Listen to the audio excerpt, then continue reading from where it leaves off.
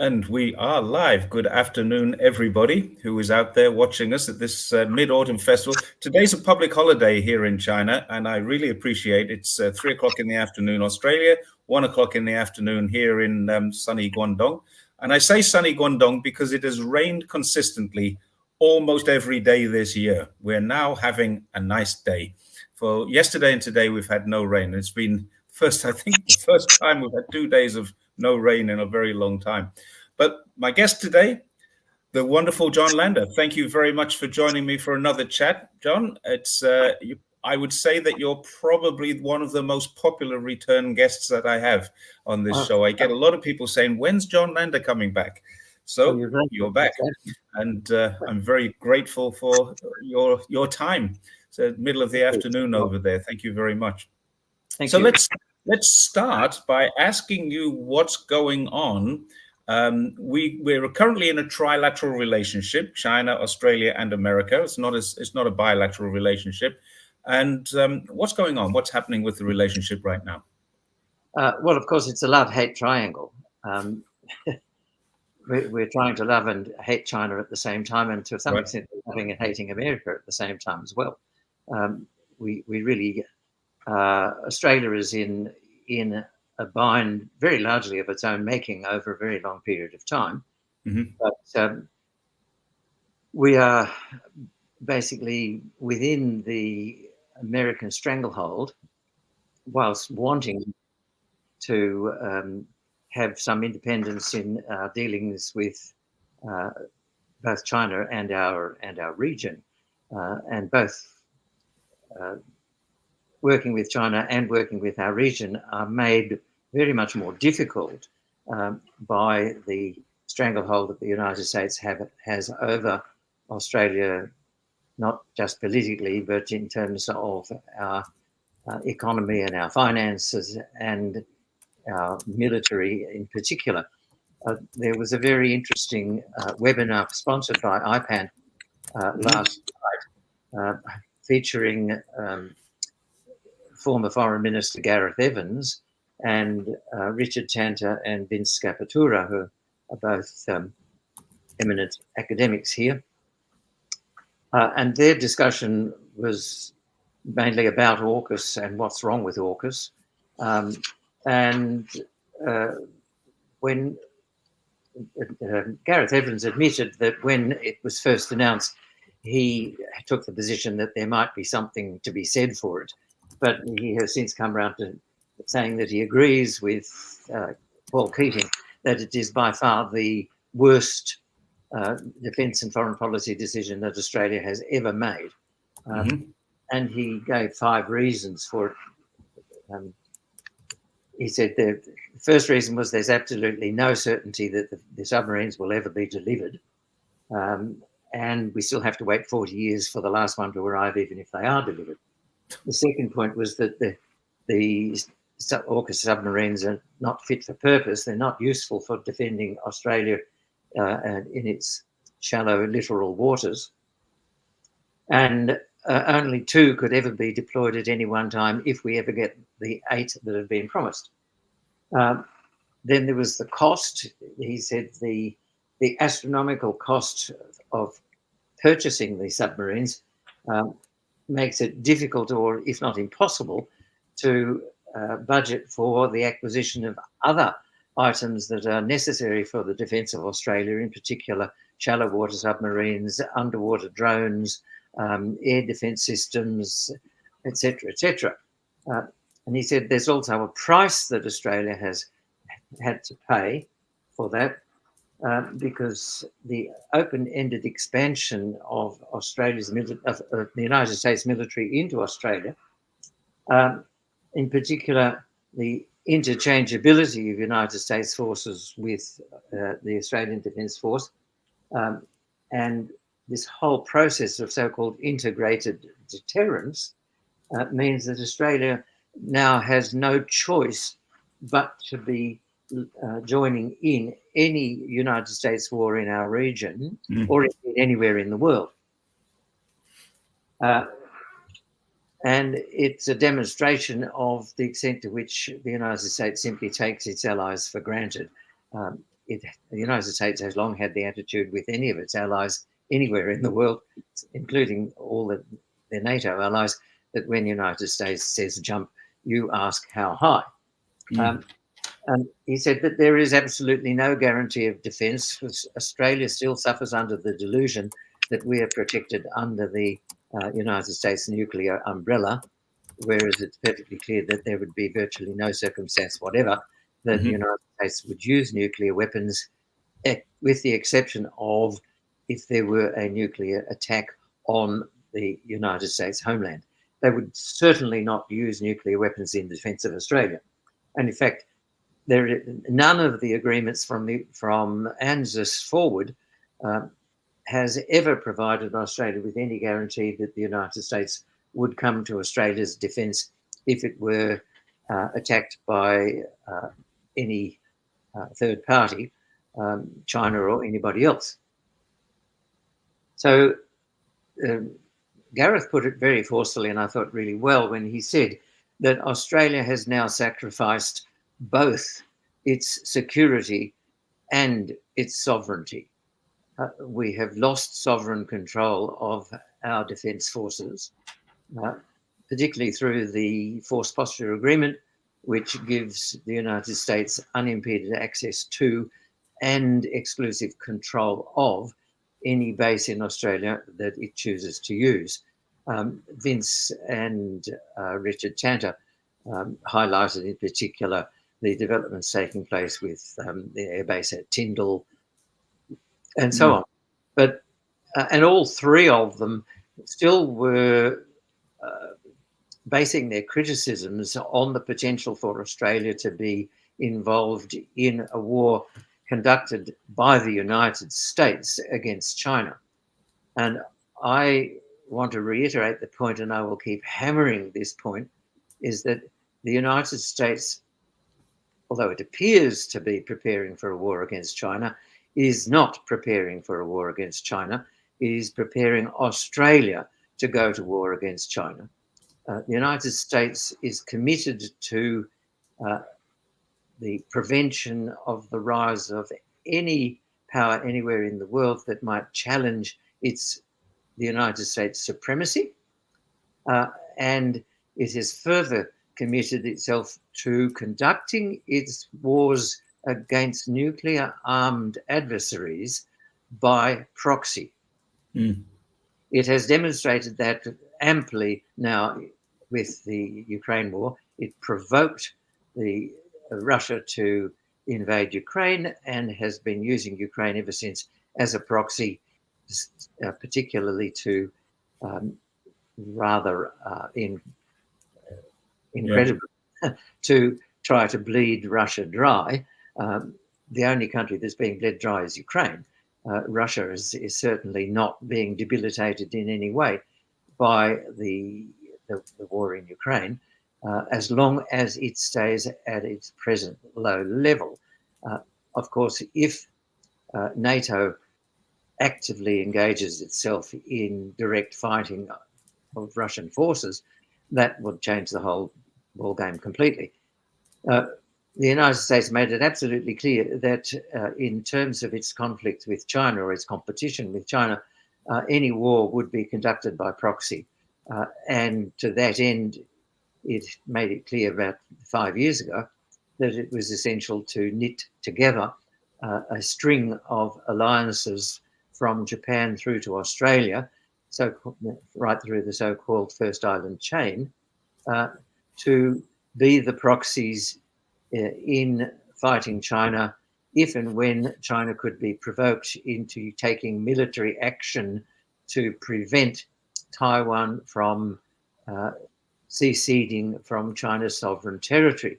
And this brings me to a point I really want to try and make clear to counter the misinformation about Taiwan, which currently is Taiwan is the island that China claims but has never ruled. Australia's position, Australia's one China position, predates Australia's recognition of the People's Republic of China by several decades, before, during, and after the Second World War, Australia's recognition of and relationship with China was based on the position that Taiwan was and remained an integral part of China's sovereign territory, even though up until the end of the Second World War, for the whole first half of the 20th century, Taiwan was militarily occupied by Japan. We did not accept that occupation, and of course we endorsed both the Cairo and the Potsdam declarations, which required Japan to hand back Taiwan to China's sovereign control at the end of the Second World War. Mm-hmm. And it did so, and it was accepted by the then Republic of China government, which was the nationalist party in control, rather tenuous control. And Australia's diplomatic relations with China were with the Republic of China government, originally based in Chongqing during the war, of which I'm very well aware because my late father-in-law was the junior diplomatic representative in the Australian legation in Chongqing. I didn't know that. And many, many interesting stories from both him and my late mother-in-law about the life in Chongqing during the latter part of the Second World War. We don't have time to go into all those anecdotes at the moment.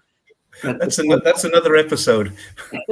The point is that Australia maintained its relations with China by accreditation to the Republic of China government, even after it fled to Taiwan and set itself up in Taipei.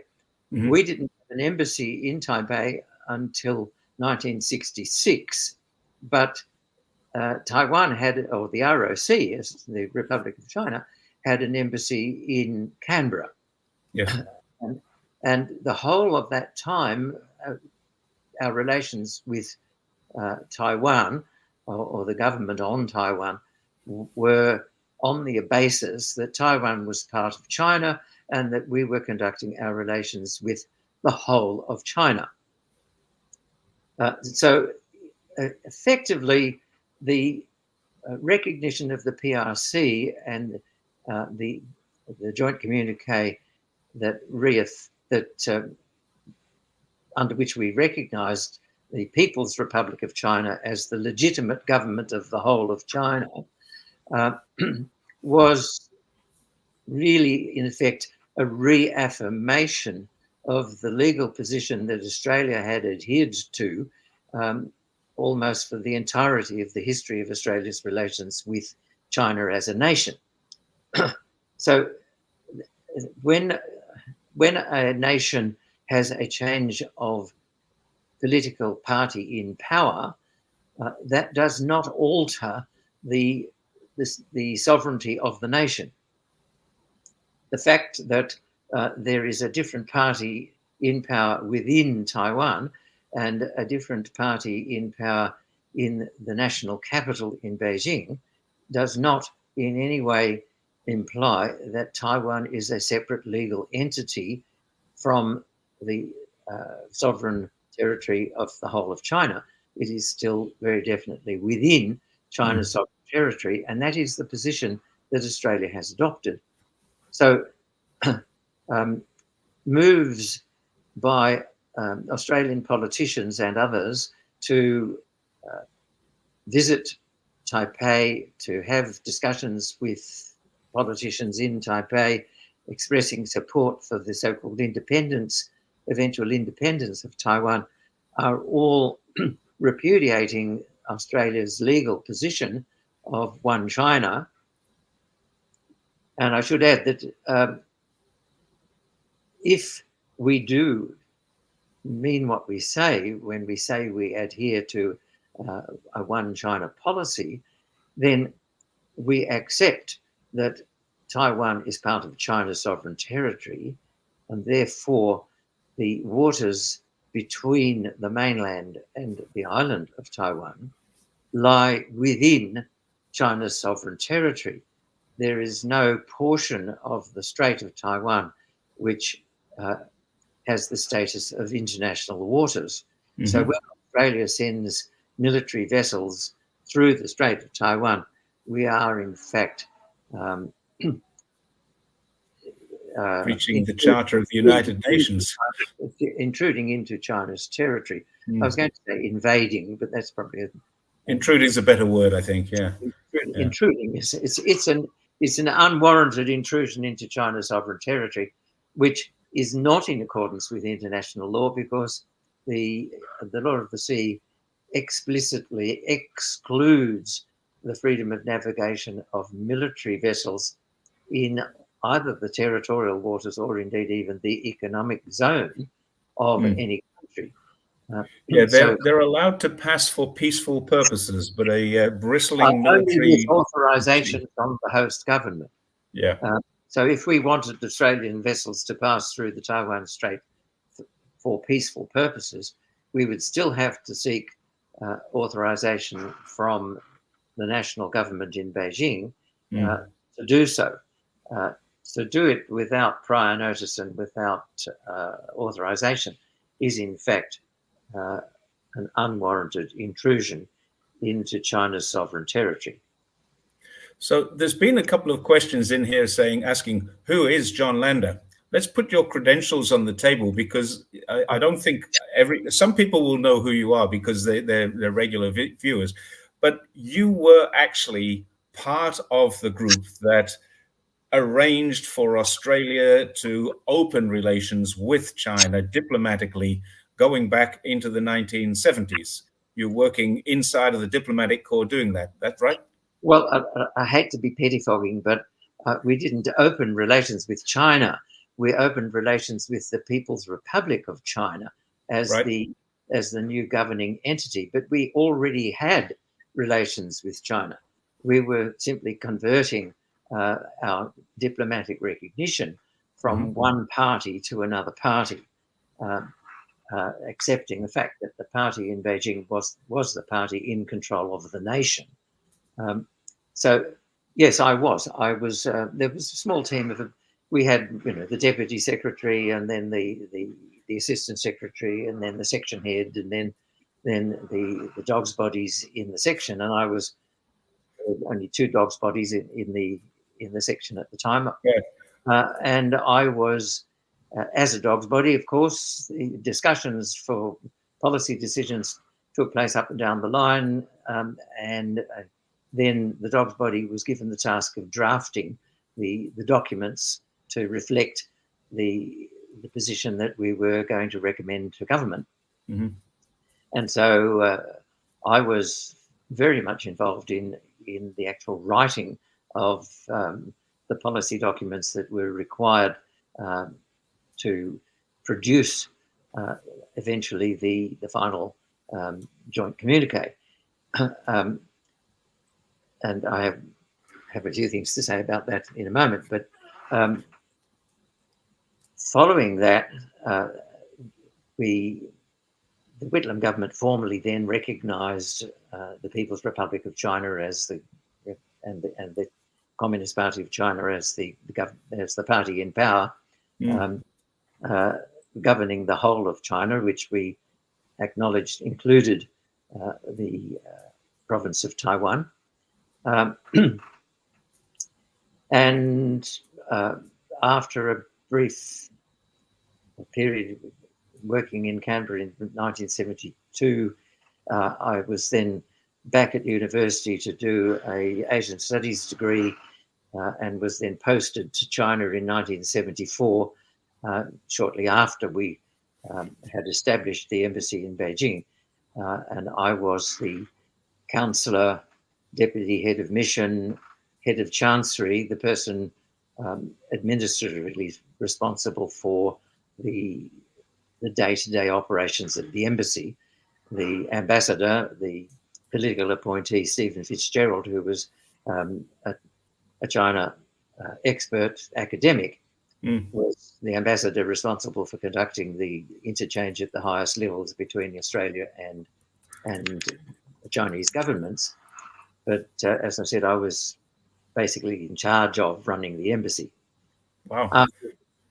After that, I was back in Australia and intermittently posted to different places, but on 3 separate occasions over the rest of my 30-year career, I was in charge of the China section of the Department of Foreign Affairs and responsible once again for writing the policy advice that would eventually be put to ministers through. So I was working basically for several different Australian governments over that period. Mm. And in between times, I was posted as Australia's first ambassador to the Islamic Republic of Iran, where my principal task was to promote trade between Australia and Iran. And I'm pleased to say that we started out with a $40 million trade balance, and we ended up at the end of my posting with $400 million trade balance. And looking back over time, I'm also pleased to say that Australia had its most cordial relations with Iran, the Islamic Republic of Iran, during my time. Good. But that's also the subject of another chat, I'm afraid. You speak Farsi, you speak Mandarin. Well, I learned both those languages. I had sufficient grasp of Mandarin to be able to recognize when I was being misinterpreted by the interpreter. Right. It never really got to the stage where I could conduct a fluent conversation at a political level. And I'm still struggling with my Mandarin. Ditto with Farsi. I had a crash course in Farsi. I did a 40-day course prior to being sent to Tehran, and I presented my credentials with a speech in Farsi, and any other occasions upon which I was required to make a speech, I always did so in Farsi. But they were always prepared speeches. They weren't spontaneous. So the comment here, Mr. Landis' experience will be much sought after now. I tend to disagree with the comment, although I agree with the sentiment of it. It ought to be. Do you think that all these young bucks coming through, I mean, we talk about all the ASPI, they're all like 20, 22 years old. Do you think that any of them listen to you with any degree of respect? Because all I'm seeing, if we take a look at IPAN, if we take a look at John Menadue's Public Policy Journal, almost everybody contributing to it, including myself, are retired. Are we out of touch and getting it wrong, or are they, the young bucks coming through, ill-informed, ill-educated, and are they getting it wrong? This is a kind of a dichotomy that I see. Almost everybody who is not anti-China in Australia right now is of our generation. That's correct. So the short answer to your question, would I be listened to? The answer is no. They're not listening to Gareth Evans, who is still more active academically than I in the study of relations with China and the world. So why would they listen to me? They certainly don't. I've had occasional reactions from the anti-China establishment with things that I've published, basically simply poo-pooing what I've said. The answer to your second question is yes. The current generation is so brainwashed by the United States stranglehold over them that they're so lacking in experience, I believe, particularly with regard to China. I've seen very little evidence that any of them has ever visited China, for instance, that they are, to a large extent, getting China wrong, but to quite a large extent that is deliberate because by so doing they feel that we can continue to manage to get the United States right. And at current political levels, at the highest political levels in Australia, it is believed that keeping Australia's relationship with the United States sweet is far more important than the possibility of souring our relations with China. Right. I don't agree with that. I agree with Gareth Evans that in so doing, we are sacrificing both our security and our sovereignty to the United States. There is no guarantee that keeping our relationship with the United States sweet will improve the security of Australia at all. In fact, it does exactly the opposite. It is seriously endangering Australia's peace and security. Yeah, it's. I would argue, or not argue. I would add to that and say that Australia's economy has also been sacrificed to the United States' interest. I read a fairly interesting report not that long ago that Warwick Powell put me onto. Effectively, it said that 60% of Australia's economy is controlled by the United States. Yes, well, That includes the finance, the sector, the building, the finance, basically the agriculture. Pretty much everything is controlled by the United States. yeah, well, I must thank you for having delivered the paper that I wrote called Betrayed, in which I outlined all of the ways in which the successive Australian governments have basically betrayed Australia's national interests simply in the interest of maintaining the relationship with the United States. And yes, of course, I dealt with all of those issues. One of the ones which is, I think, very significant that we haven't really focused on sufficiently is the cultural influence, the way that the United States has permeated Australia's the Australian people's thinking processes has really meant that it's almost impossible for Australians to think outside of the American paradigm.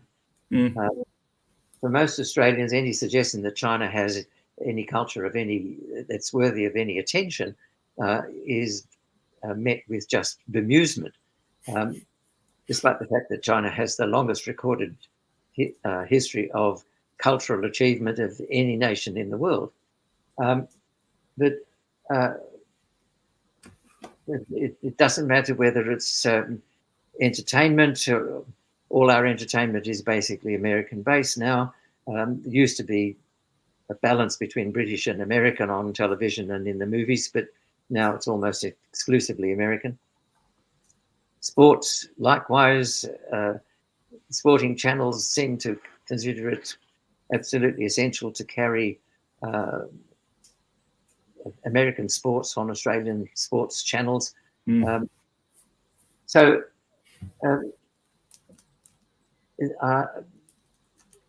This leads to the popular acceptance of United States policy direction.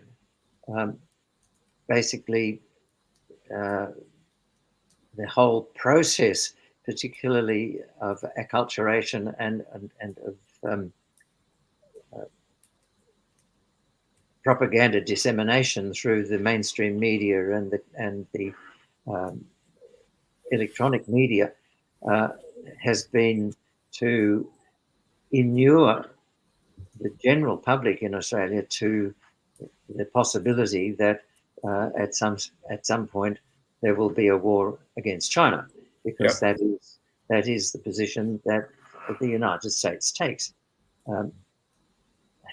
And we don't understand, because we are still able to enjoy the physical benefits of the economic and financial relationship with the United States. We don't recognise the extent to which American interests have taken over the Australian economy, and in particular the Australian financial system. Yeah, so it's something that Robbie Barwick delves into quite a lot. It's probably worth anybody who's interested in learning more to follow the Citizens Party or at least tune into one or two of Robbie Barwick's shows. He covers that quite well. Yes, at least tune into what they are saying and doing with regard to the re-establishment of an Australian public bank, which will fought tooth and nail by the American financial interests, and is being fought tooth and nail by the American financial interests. The last thing that the controllers of Australia's banking system want is the establishment of a people's bank or a publicly owned bank which could provide alternative finance for Australian development. And it's such a no-brainer, isn't it? I mean, really, you've got towns that the banks are saying it's not viable to keep open here. So why can't the post office offer that service? Well, that's right. But the thing is, Australia has already experienced the benefits of a public bank during the Second World War and immediately after the Second World War. And the Robbie Barwick has put out any number of detailed analyses of the history of Australia's economic development in the 50s under the Commonwealth Bank, which was the government-owned and controlled bank, which provided affordable finance for the development of agriculture and industry in Australia. And it was arguably the 50s up until the 60s was arguably Australia's most prosperous and most successful period, and certainly one in which we were economically far more independent than we are today. We actually had manufacturing industry then. We had a steel industry. We had a clothing industry. We had a car manufacturing, and so on and so forth. Yeah, it needed it because it was in those days it was still 6 weeks to get anything from the UK, which is at that time providing most of the things that Australia needed. And so Australia it needed to be self-sufficient.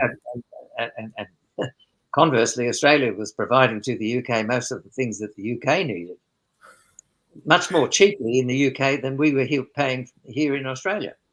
Interestingly, I grew up on New Zealand lamb.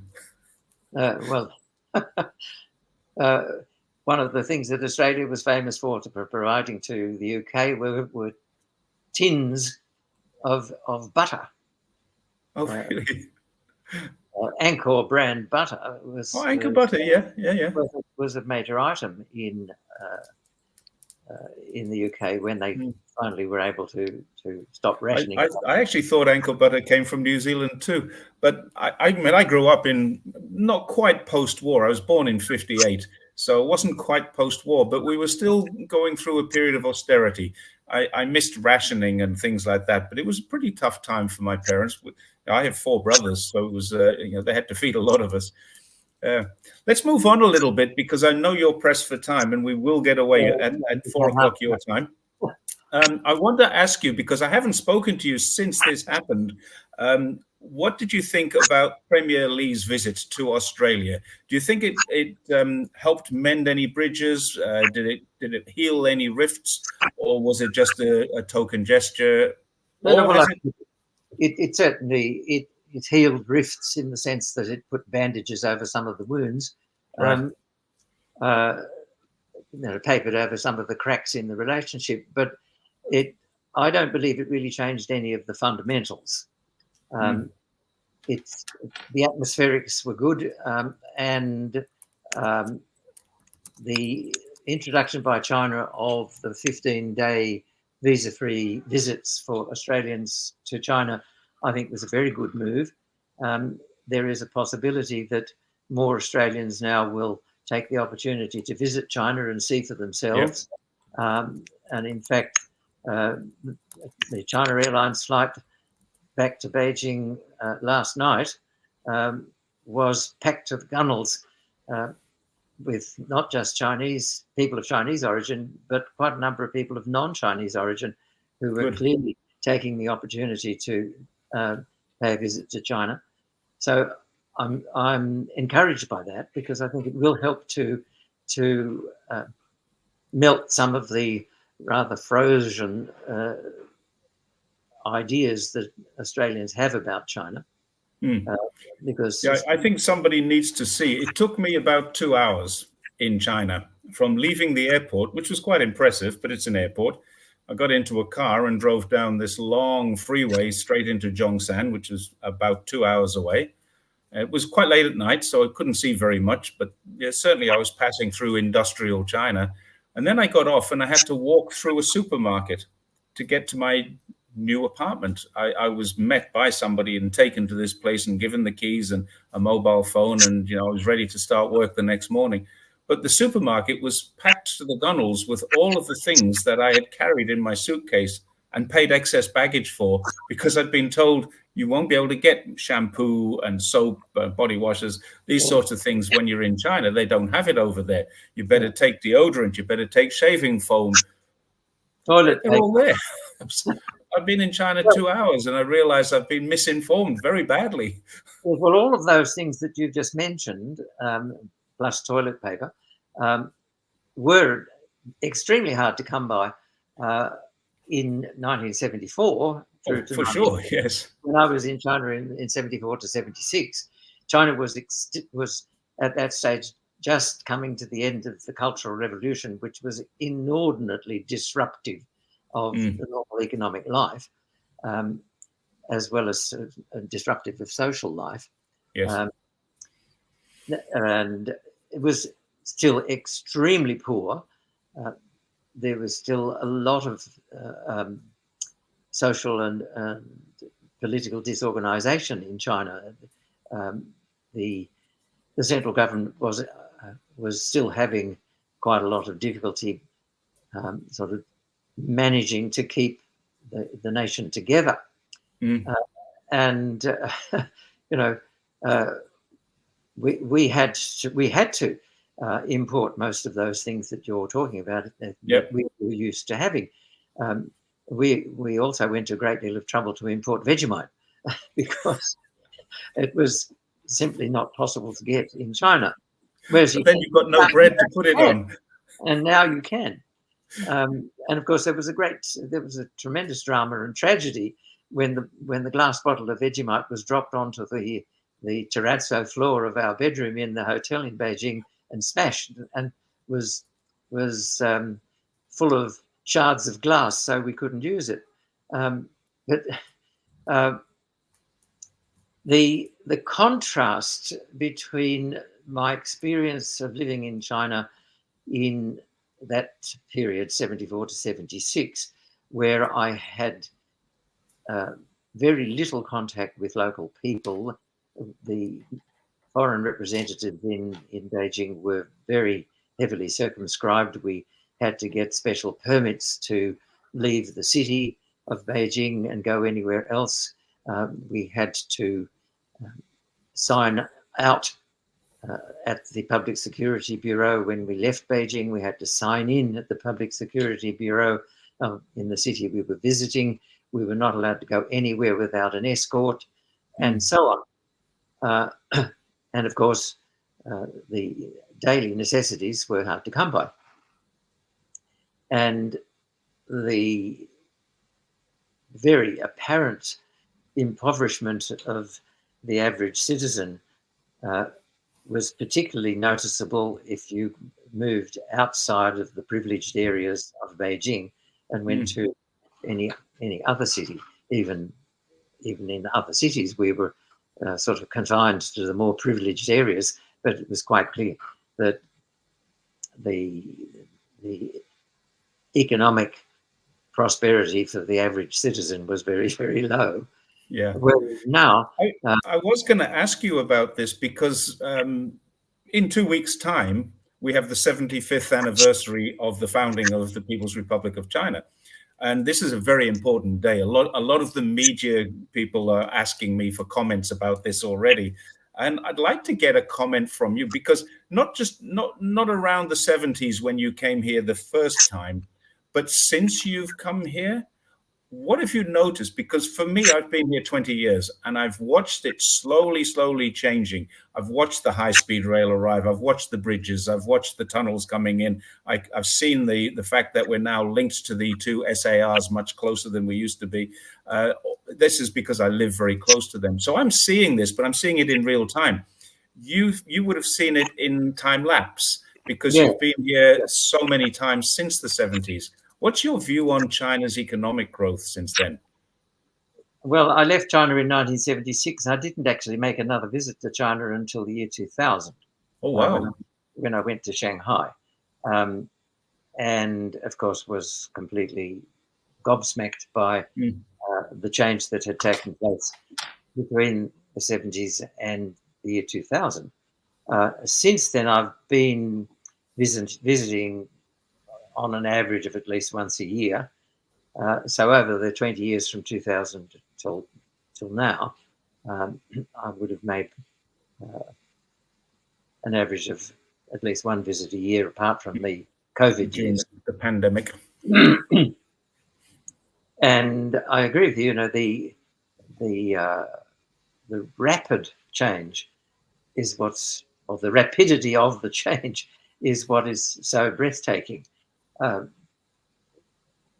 You go, I visit one year and there'd be nothing there, and then next year there would be a high-speed highway with tunnels and bridges where before there was virtually nothing.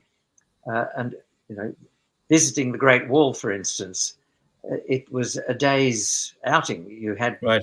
It took from Beijing to the Great Wall took at least half a day Right. on winding dirt roads to get there.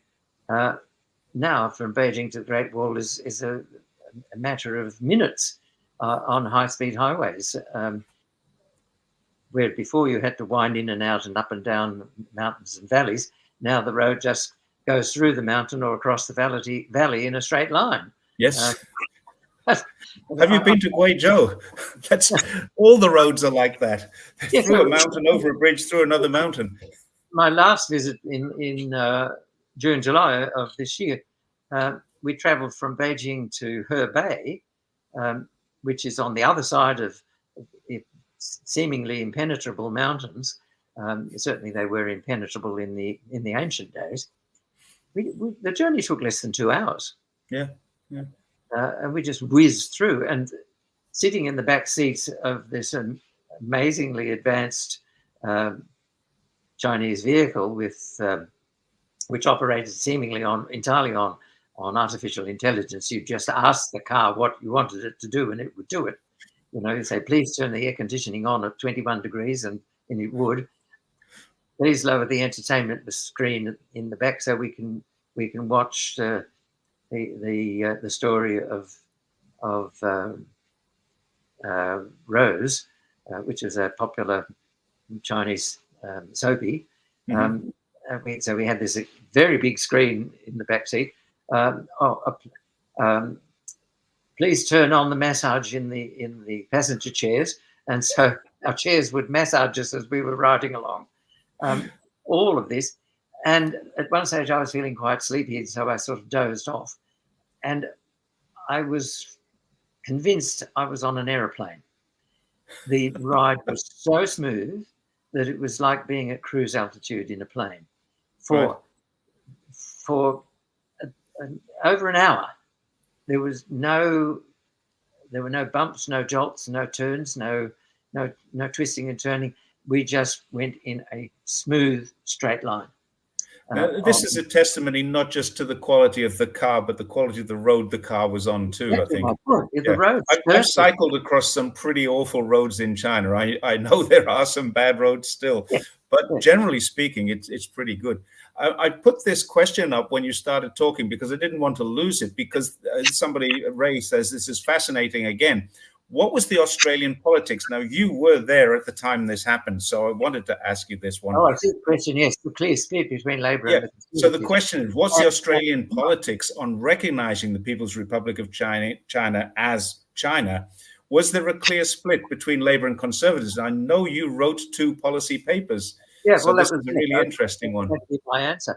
Yeah, the split between the Labor and Conservatives was very, very clean, shall we say. They were diametrically opposed.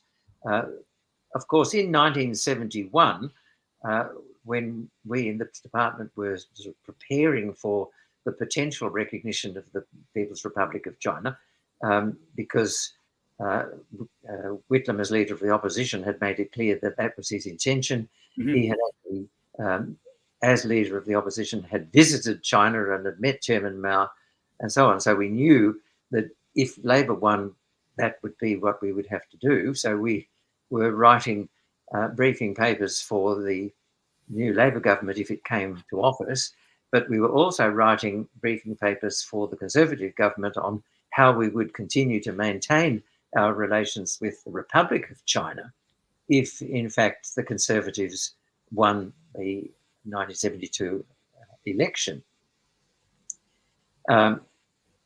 And during that year, 1971, of course, it became known that Henry Kissinger had been visiting China in secret to negotiate the United States recognition of the People's Republic of China.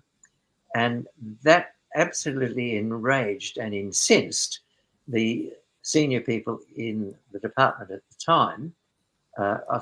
Australia's ambassador to Washington was Sir James Plimsoll, who had been the secretary of the department, and the then secretary of the department was Sir Keith Waller, my late father-in-law, who had been uh, Australia's ambassador to Washington. Hmm. And both of them were extremely angry that they had not been taken into uh, America's confidence and in what it was doing, because it put Australia in the very embarrassing situation of endeavouring to maintain relations with the Republic of China at the same time that in the fond belief that that was what the United States wanted us to do, by the way. And then we discovered that the United States was moving in exactly the opposite direction. Um, so that led me to being responsible for drafting a policy planning paper, which had emerged out of this anger, um, which included a sentence to the effect that the ANZUS alliance should mean less to us from henceforth than it has hitherto, um, and that Australia should develop its own independent policies based on Australian national interests and the interests of our near neighbours. It was the sentence that the ANZUS alliance should mean less to us that led to Sir James Plimsoll vehemently um, against opposing that policy planning paper Right. because he believed that the alliance had to be maintained at all costs. And so that policy advice never saw the light of day in terms of getting through to ministers. But it is available in the Foreign Affairs archives if anybody wants to look it up. It was on the 21st of July 1971. And I have always felt that it's been extremely disappointing that that policy advice wasn't taken and wasn't acted upon then, because the ensuing years simply made it increasingly difficult for such advice to be acted upon.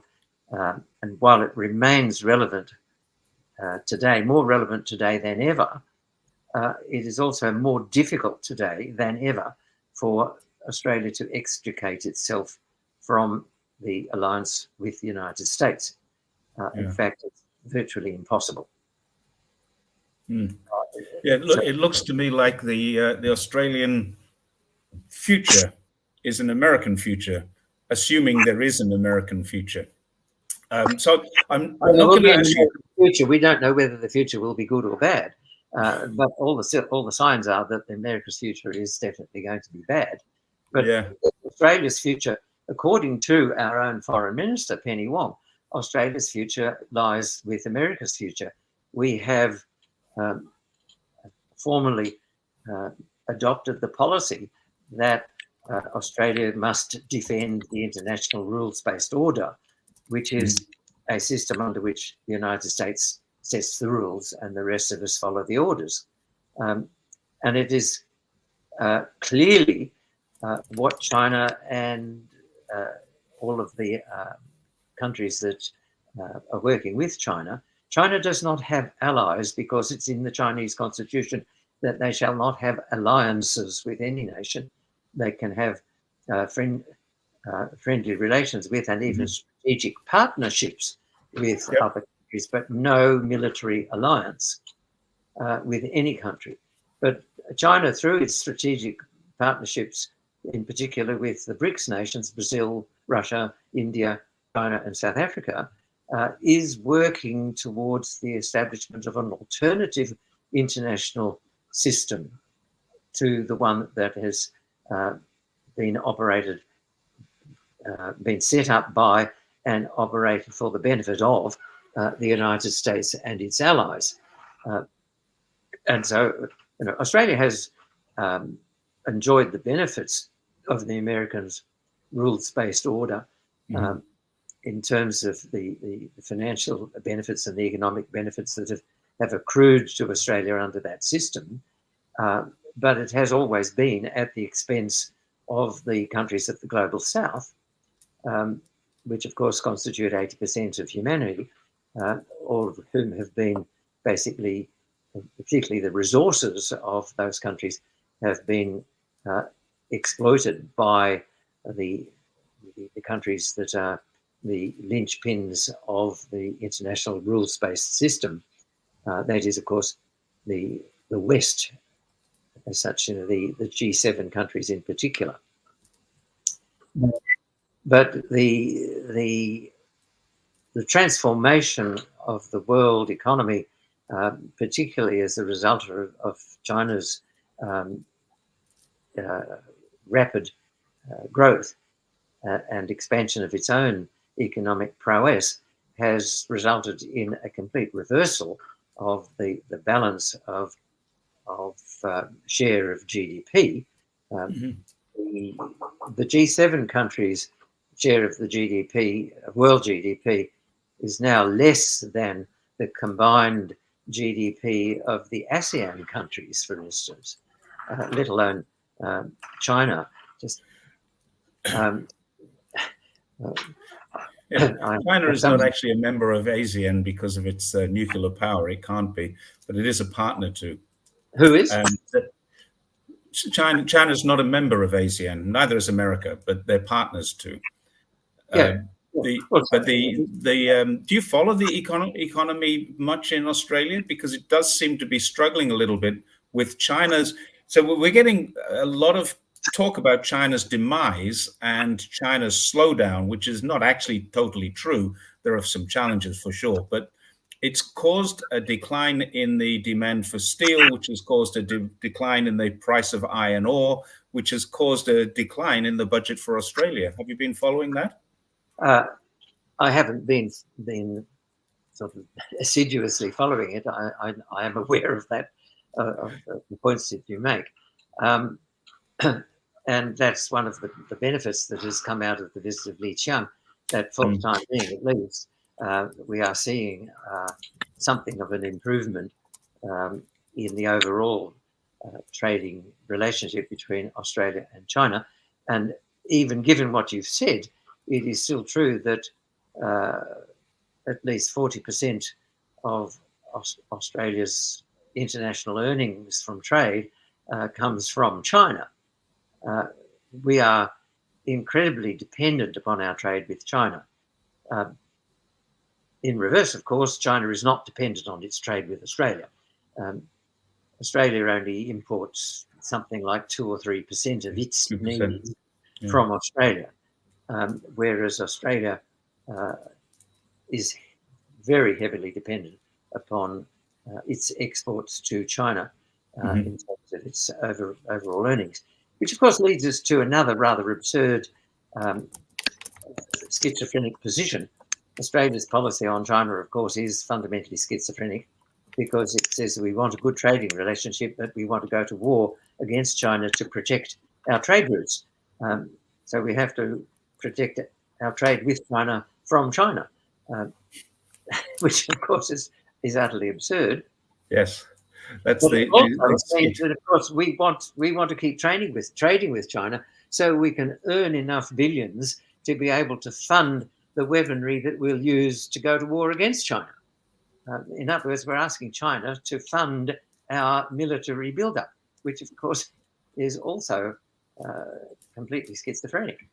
It's one of the biggest dichotomies of the entire relationship. I just don't get it. You know, Australia protecting itself from its largest trading partner, and by the way, of that, I think it's 39% of Australia's exports come to China, and of that, 70% of that is iron ore. It's Yeah. huge. 70% of Australia's exports to China are one product, and the price of that is declining. So that's why I asked if you were following that Yeah, closely. well, that's right. And it's going to become a great deal worse once China gets the Simandu iron ore project in the Congo up and Well, running. there's another aspect of that Congo one. It's not the Congo one. It's the Guinea one, I think, West Guinea, where they're working with Rio Tinto and the local government. And Rio Tinto is an Australian company, but it's Wholly owned by owned by a Australian shareholders. Canadian corporation or controlled by a Canadian corporation. So Australia will get no benefit from this, even though one of the big Australian corporations is working with China and the local West African government. I think it's Guinea, West Guinea, I think. They're working together. They're building train lines. They're going to get this port up and running, and the Canadian corporation will make huge profits. Australia will get no profits and Well, lose the sale of its largest export. because the Australian corporation, Rio Tinto, Yes, is nominally Australian, but it has a majority shareholding of American shareholders. North American shareholders, correct. And I wouldn't, I've said this before and I've said this publicly. Once this is all operating and online, I wouldn't be at all surprised if Rio Tinto pulls the plug from China and the West African governments and starts going it alone if it can. And there may be coups, there may be change of governments, there may be all kinds of different things going on. But that's my view. I'm quite pessimistic about that. Yeah, well, you're now leading into a discussion about Africa, in particular West Africa and Central Africa. Yeah. Where And we have only 3 minutes because I know you absolutely have to get away at 4 o'clock your time. Well, So let me ask you one final question about the relationship between China and Australia. Are you optimistic that there is a way forward? It's been a balancing act for so long. I think the only way forward is going to be to try to maintain the balancing act. But as John Mearsheimer said so long ago now, if you are not at the table with America, then you are on the table. In other words, if you are not with us, you are against us. So we are being pushed all the time into taking a side, and that we have to take the side with America. And as America's relationship with China deteriorates, so will Australia's, as long as we're so tightly tied to America. If we are wedded to maintaining the so-called balance of power or balance of forces in the Indo-Pacific, which of course is a severe imbalance, then as the Cold War between the United States and China ramps up, so Australia's relationship with China will also be damaged. And I personally cannot see how we can get out of that. One of the ways that we've mentioned, which I think would help us get out of that, would be the establishment of a sovereign, independent, nationally owned People's Bank, by which we could begin to regain some control over our economy. But as I said, also, I think that the Wall Street powers that control our financial system will fight tooth and nail against that. Yes, they are fighting tooth and nail. Well, they are fighting. Well, I'm very conscious, John, that I'm very conscious. You made the point that you have to get away at 4 o'clock. It is now 59 and 57 seconds since we started this at 2 o'clock. At 3 o'clock. There's still 2 minutes on my clock. Oh, is there? Okay. Sorry. Just very quickly, to answer your question then, is no, I am not optimistic about any significant improvement in relations between Australia and China. Any improvement will be slow and painful and full of pitfalls. Mm. Well, let's hope we can go through that pain barrier. And once again, I want to thank you for your time today. I know that you're pushed for time, and I want to thank everybody else. It's the middle of the day on a public holiday here. We got over 100 views, so it's a really, really good effort for us. Thank you very much indeed. My student is waiting outside the door to commence training.